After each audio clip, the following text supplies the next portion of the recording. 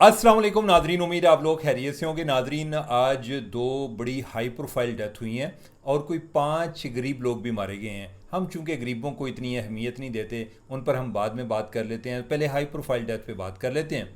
तो कतर के साबिक अमीर शेख हमद बिन खलीफा आल सानी, उनकी डेथ हुई है। और एक अमरीकी सेनेटर जो कि सदर ट्रंप के बहुत करीब समझे जाते थे और पाकिस्तान के नाकद थे, लिंडजे ग्राहम, उनकी भी डेथ हुई है। तो पहले मैं लिंडजे ग्राहम से शुरू कर लेता हूँ। शेख साहब की स्टोरी बड़ी इंटरेस्टिंग स्टोरी है। खैर, कोई स्टोरी भी ऐसी कोई डल स्टोरी नहीं है, लेकिन यह है कि मैं लिंडजे ग्राहम से शुरू करके शेख साहब पे आता हूँ और फिर वो लोग के जो बेचारे तारीख राहों में मारे जाते हैं उन पर मैं बात करता हूँ। Lindsey Graham, senator Lindsey Graham Republican party के थे और पाकिस्तान के नकाद में शामिल थे। किसी टाइम उसका सदर ट्रंप के साथ भी बड़ा टाकरा होता था, लेकिन ये 2016 की बात है जब वो इलेक्शन में गए। उसके बाद इनकी दोस्ती हो गई, या समझें कि लिंडजे ग्राहम को पता चला कि मैं ट्रंप के मुकाबले का नहीं हूँ तो यही जीतेगा। और फिर वो प्रो इसराइल बहुत ज़्यादा थे और इतने ज़्यादा प्रो इसराइल थे कि वो ये समझता था कि जैसे पूरी दुनिया को अब्राहम अकार्ड का हिस्सा बन जाना चाहिए, कि जो मिडल ईस्ट के ममालिक हैं उनको इस अकार्ड के तहत इसराइल को तस्लीम कर लेना चाहिए। और सो मच कि वो पाकिस्तान का भी नाम लेता था कि पाकिस्तान को भी तस्लीम करना चाहिए। और उसको पाकिस्तान के सालिस बनने पर भी इतराज़ था। पाकिस्तान का सालिस बनना ईरान और अमेरिका की जंग के दौरान उसको ऐसे लग रहा था जैसे कि अमेरिका ने कोई एहसान किया है कि पाकिस्तान दरमियान में सालिस बना हुआ है। तो लिहाजा वो कोई ना कोई आए दिन इस तरह की बातें करता था जी कि इनको सालिस क्यों बनाया गया, इनका ट्रैक रिकॉर्ड ठीक नहीं है। कभी ये कहता था कि अगर इन्होंने अब्राहम अकार्ड का हिस्सा ना बने तो ये इनके लिए अच्छा नहीं होगा, अमेरिका इनसे रूठ जाएगा, अमेरिका इनसे नाराज़ हो जाएगा। लेकिन यह है कि शुक्र है जान छुट्टिए चला गया। 71 ये रही थी, कोई अचानक ही कोई बीमारी, कोई इतनी लंबी बीमारी भी नहीं थी। मुझे लगता है कि शायद कोई हार्ट अटैक हो या कोई इस तरह का मसला हो कि अचानक ही डेथ हो गई है। शाम के टाइम बीमार हुआ, उसको हॉस्पिटल में लेके गए। और नाजरीन, मौत अमेरिका में भी आती है, यानी कि हमारा ये ख्याल होता है ना कि उधर हॉस्पिटल में बंदा पहुंचे नहीं मरता। लिंडजे ग्राहम जो है उसकी डेथ हो गई। अब बातें हैं शेख साहब की तरफ। शेख साहब की स्टोरी बड़ी इंटरेस्टिंग है। अभी उनकी 75 ईयर की एज में उनकी डेथ हो गई। लेकिन वो इक़्तिदार से 2013 में अलहदा हो चुके थे। वो 1995 से लेके 2013 तक कतर के अमीर रहे। और आप समझें कि कतर को अमीर बनाने में भी उनका एक बहुत अहम किरदार है। और उनकी अपनी स्टोरी बड़ी इंटरेस्टिंग है, यानी कि उन्होंने मुल्क के लिए भी बड़ा काम किया, लेकिन जिस अंदाज में आए उससे भी जो इस टाइम अरब वर्ल्ड में जिस तरह के मामला चल रहे हैं, कुछ उसके आसार लगता है कि जैसे चीज़ें तब से शुरू हो गई थी। वो 1977 से वली अहद थे, लेकिन वली अहद रह रह के बोर हो रहे थे। मतलब यह है कि इतनी देर से, यानी कि उनके वालिद जो हैं वो इस पे विराजमान थे। कोई फ़ौजी ट्रेनिंग उन्होंने ली हुई थी जो कि आगे जाके उनके काम आ गई। संदूरस मिलिट्री एकेडमी बरतानिया से वो पढ़े हुए थे। और फिर यह है कि ज़रा कोई थोड़ा जो है ना, कोई जो इख्तियार उनको मिले थे या उससे वो उसको ज़्यादा एक्सरसाइज करते थे। वालिद साहब जो है उन्होंने उनको उनके पर काटने की कोशिश की है। और फिर क्या हुआ कि इस दौरान वालिद साहब कोई स्विट्ज़रलैंड में गए और पीछे से उन्होंने कोई अपने टैंक वगैरह भेजे, फौजी गाड़ियाँ भेजी, और उन्होंने अमीर दीवान जो कि उधर का पावर सेंटर है, आप समझें प्रेसिडेंसी है, या जो अमीर का उधर महल है, उस पर उन्होंने कब्ज़ा कर लिया। तो ये एक ब्लड लेस कू के ज़रिए उन्होंने अपने फादर से इक़्तिदार ले लिया। उसके बाद उन्होंने एक बड़ी एक रैपिड ट्रांसफॉर्मेशन हुई कतर की, जो कतर एलएनजी का सप्लायर बना। ना सिर्फ 1996 से उन्होंने एलएनजी जो गैस है वो सप्लाई करना शुरू कर दी, बल्कि वो दुनिया के सबसे बड़े सप्लायर बने। और ये इन शेख साहब की यानी कि इनके दौर में बने।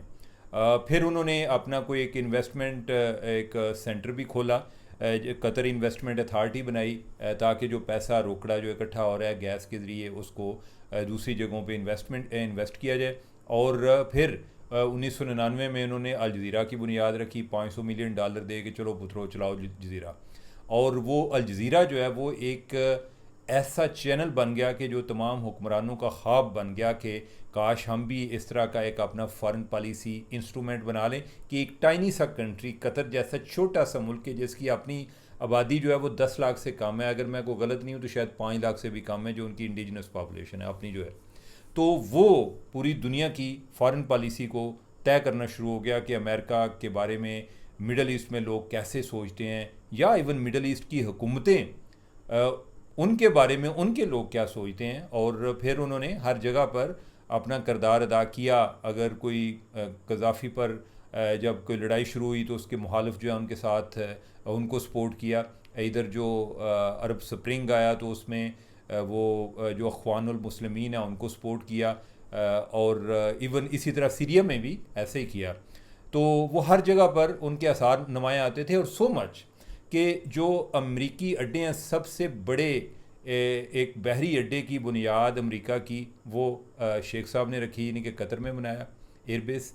और एट द सेम टाइम उन्होंने ईरान के साथ भी दोस्ताना मुरासम रखे। इसी तरह उन्होंने एक तरफ हमास के साथ भी बड़े राब्ते रखे, फ़लस्तीन के, उनके साथ भी अच्छे तल्लुकात थे। और दूसरी तरफ इसराइल को भी एक ट्रेड ऑफिस खोलने की इजाज़त दी कतर में। तो इस तरह का उन्होंने हर तरफ, यानी कि दोनों साइड पे उन्होंने उनके अच्छे मुरासम थे। मैं जब आज ये चीज़ें देखता हूँ तो ख़ास तौर पे जिस तरीके से मोहम्मद बिन सलमान सऊदी अरब में एम्बिशियस नज़र आते हैं। उनके वालिद साहब जो हैं वो तो बीमार ही पड़े हुए हैं ना इस टाइम। जो एक डिफेक्टो रूलर हैं वो तो मोहम्मद बिन सलमान है। और जिस तरह मोहम्मद बिन सलमान ने उधर की सऊदी अरब में जो सिस्टम है कि अगर एक भाई फौत होता है तो नेक्स्ट आ जाता है जो आले सऊद में से इधर, वो भी उन्होंने ख़त्म करके वो ख़ुद वली अहद बन के, बल्कि इस टाइम डिफेक्टो रूलर बने हैं। तो ये भी इस तरह से, अगरचे वो बिल्कुल यानी कि इन्होंने अपने वालिद से इक़्तिदार लिया, लेकिन जो ट्रांसफॉर्मेशन की इधर जो मोहम्मद बिन सलमान है उन्होंने वो ट्रांसफॉर्मेशन अब उनकी सऊदी अरब में भी नज़र आ रही है इकानमी के हवाले से। इसी तरह जो मुख्तलिफ़ जगहों पे प्रॉक्सीज़ को सपोर्ट करना, जैसे जो इस टाइम लीबिया में जो एक हुकूमत मुखालिफ ग्रुप है उसको यूए वाले सपोर्ट कर रहे हैं, या यमन में यूए वाले कर रहे हैं, या सूडान में कर रहे हैं। तो ये सारी चीज़ें जो है ना वो शेख साहब की लेगेसी हैं, यानी कि उन्होंने शुरू की, यानी कि उनके पार्ट पे ये एक अच्छा होगा, उन्होंने अपने आप को रेलिवेंट बनाया। ये कुछ चीज़ें अच्छी या बुरी मैं बयान नहीं कर रहा, मैं उनको यानी कि I am just trying to define him कि what kind of man he was, के कोई एक रवायती किस्म के वो रूलर नहीं थे। उन्होंने अपने मुल्क को बड़ी तरक्की दी, उसको आगे लेकर आए। और इवन के अमेरिकन यूनिवर्सिटीज़ अगर आपने देखी हों, या कई लोग ऐसे भी होंगे कि जिनके बच्चे या कोई अजीज़ उधर कतर में पढ़ रहे होंगे, उनके कैंपसेस कतर में क़याम उनका वो भी इन्हीं के टाइम पर हुआ। फिर यह है कि 2013 में इन्होंने अपने बेटे को हुकूमत दे दी। और उसके बाद वो ख़ुद अमीर नहीं रहे। और अभी उनकी डेथ कैसी हुई है इसके बारे में भी हमें आइडिया नहीं है। कोई इसके बारे में मज़ीद बताया भी नहीं गया। मैं कोई बहुत ज़्यादा सस्पिशियस नहीं हूँ, अगर हो जाए तो मुझे नहीं आइडिया, लेकिन मेरा नहीं ख्याल कि कोई ऐसा जो बंदा ऑलरेडी एक रिटायर लाइफ गुजार रहा हो उसमें कौन सा यानी कि कोई बाप बेटे के दरमियान लड़ाई होनी थी, वो ऐसी बात नहीं है। ये लोग जो हैं वैसे अपनी लाइफ के बारे में बड़े सीक्रेटिव होते हैं, छोटी छोटी चीज़ें नहीं बताते। तो शायद उन्होंने भी कोई इतना मुनासिब नहीं समझा कि कोई इसके बारे में किसी को आगाह करें। अब बातें हैं कि about the children of lesser god, के वो बच्चे लोग मरने वाले कि जिनको हम अहमियत नहीं देते, वो पंजाबी हैं। पंजाबी मज़दूर जिनको बलूचिस्तान में मारा गया है, उधर ज़िला वाशिक है, और 5 पंजाबी उधर हलाक हुए हैं। नामालूम अफराद ने दुकान पर फायरिंग करके पंजाब से ताल्लुक़ रखने वाले 5 मज़दूर हलाक कर दिए। ठीक है, अब यह है कि वही लोग जो कि इधर पाकिस्तान में, इधर पंजाब में बैठे हुए BLA के भी सपोर्टर बने होते हैं, जो कि उनकी टेररिज्म को भी ग्लोरीफाई कर रहे होते हैं। और ये एक बड़ा एक इंटेलेक्चुअल फैशन तस्वर किया जाता है जी कि इस तरह की बातें करना, आवाज़ उठाना, लेकिन एट द सेम टाइम उनकी आवाज़ जो है वो कहीं गले में दब जाती है जब वो पंजाबी मज़दूरों की बात होती है। और मैं इवन कभी देखता हूँ कि इवन जो बलूचिस्तान के चीफ़ मिनिस्टर हैं सरफराज बुगटी, वो मुझे ज़्यादा पंजाबी लगता है पंजाबियों से, जब वो इस चीज़ को बड़ा कंडेम कर रहा होता है। मैंने कोई बलोच लीडर नहीं देखा है जो इस तरह से कंडेम करता हो कि जिस तरह सरफराज बुगटी करता है। सरफराज बुगटी हमें पसंद नहीं है कि जी वो हमें उधर जो है नवाब और सरदार वही अगर लीडर बने तो वो पसंद है।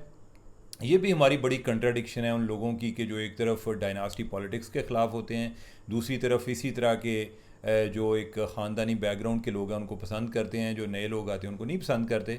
एनीवे, लेकिन यह है कि बात जो है मैं इन मज़दूरों की कर रहा हूँ कि ये कितना बड़ा जुल्म है। ये क्या मज़दूरी करना, मेहनत करना, क्या ये जुर्म है?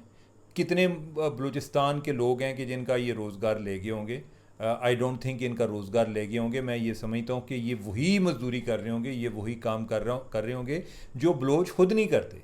तो ये उधर एक तरह से उनकी सर्विस पर थे, लेकिन यह है कि इनको मार दिया गया। ये अपनी तरफ से जो BLA वाले हैं वो ये समझते हैं कि उनके पार्ट पे ये बड़ी सर्विस है कि इधर कोई जो है ना गैर बलोच ना रहे, और ख़ास तौर पे पंजाबी नज़र आए तो उसको छोड़ना नहीं है।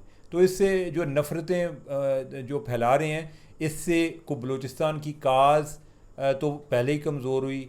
बहुत सारे लोग जो इनकी सपोर्ट करते थे जब से पंजाबियों की हलाकतें शुरू हुई हैं, वो अब जो है वो यानी कि उनके लिए एक बड़ा एक डायलेमा बन जाता है कि कैसे सपोर्ट करें। लोग जब पंजाबियों की हलाकत के बारे में पूछेंगे तो उस पर वो क्या जवाब देंगे।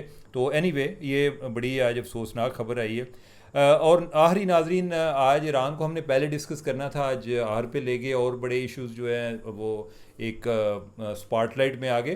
तो ईरान के हवाले से अभी जो मामला है, मुझे लग रहा है जैसे बड़ा एक फ़ैसला कौन पोजीशन पे चला गया। और battle there is a battle on strait of Hormuz कि who will control the Hormuz. तो इसमें अब जो अमरीकी स्ट्रेटजी है वो ये है कि वो चाहते हैं कि अब नए हॉर्मुज़ पे उनका कंट्रोल हो जाए। ईरान वाले चाहते हैं कि उनका कंट्रोल हो जाए।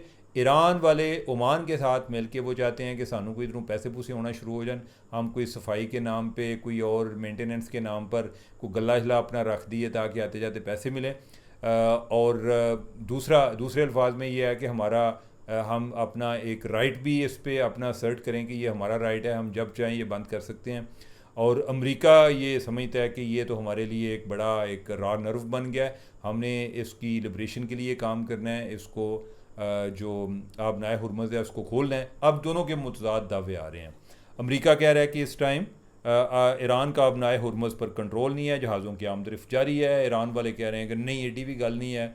उधर के पास दरानी इनकलाब जो कि ईरान की इस्टेब्लिशमेंट है वो इस हवाले से मुसर हैं, और वो ये समझते हैं जी कि अब उनकी जो एक उनके लिए एक एग्जिस्टेंशियल थ्रेट है कि अगर अमेरिका इधर होता है, या ये है कि कौन अब नए हुर्मुज़ को कंट्रोल करेगा। जिस तरह कहते हैं ना, कौन बनेगा करोड़पति, करोड़पति वो बनेगा जो अब नए हुर्मुज़ को कंट्रोल करेगा। इधर यही बैटल चल रही है। तो नाजरीन, आज की इतनी खबरें हैं और मेरे हले तुसी हज़म कर लोगे। मुझे दें इजाज़त। अल्लाह हाफिज़।